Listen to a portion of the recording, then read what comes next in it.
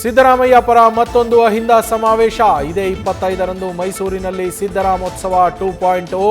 ತವರು ಜಿಲ್ಲೆಯಲ್ಲೇ ಸಿಎಂ ಪರ ಬಲ ಪ್ರದರ್ಶನಕ್ಕೆ ಆಪ್ತರ ರಣತಂತ್ರ.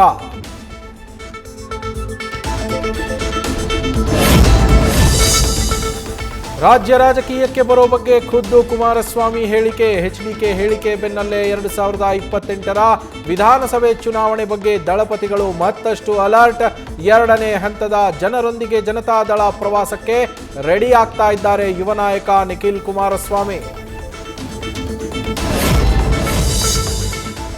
ಪೌರಾಯುಕ್ತೆಗೆ ಕಾಂಗ್ರೆಸ್ ಮುಖಂಡನ ಬೆದರಿಕೆ ಕೇಸ್. ಬೇಲ್ ಅರ್ಜಿಯನ್ನ ಜನವರಿ 22ಕ್ಕೆ ಮುಂದೂಡಿದ ಚಿಂತಾಮಣಿ 2ನೇ ಹೆಚ್ಚುವರಿ ಸೆಷನ್ಸ್ ಕೋರ್ಟ್.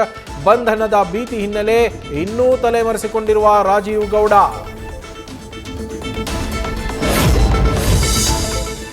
ಶಬರಿಮಲೆ ಯಾತ್ರಿಕರ ಮೇಲೆ ಹಲ್ಲೆಯಿಂದ ಹೊತ್ತಿದ ಕನ್ನಡಿಗರ ಕಿಚ್ಚು. ಆನೇಕಲ್ನಲ್ಲಿ ತಮಿಳುನಾಡು ವಾಹನವನ್ನ ತಡೆದ ಕನ್ನಡ ಪರ ಹೋರಾಟಗಾರರು, ನೀವು ಕನ್ನಡ ಬಾವುಟ ತೆಗೆಸಿದ್ರೆ ನಾವು ತಮಿಳು ಬಾವುಟ ತೆಗೆಸ್ತೇವೆ ಅಂತ ಧ್ವಜ ತೆರವು ಮಾಡಿಸಿ ಪ್ರತಿ ಸವಾಲು.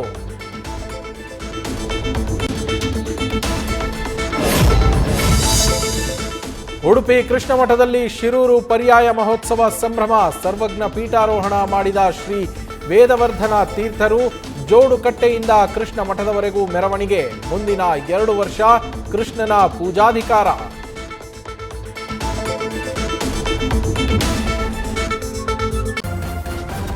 ನ್ಯೂಸ್ ಫಸ್ಟ್ ನಿರ್ಭೀತಿಯಿಂದ ನಿಮ್ಮ ಪರವಾಗಿ.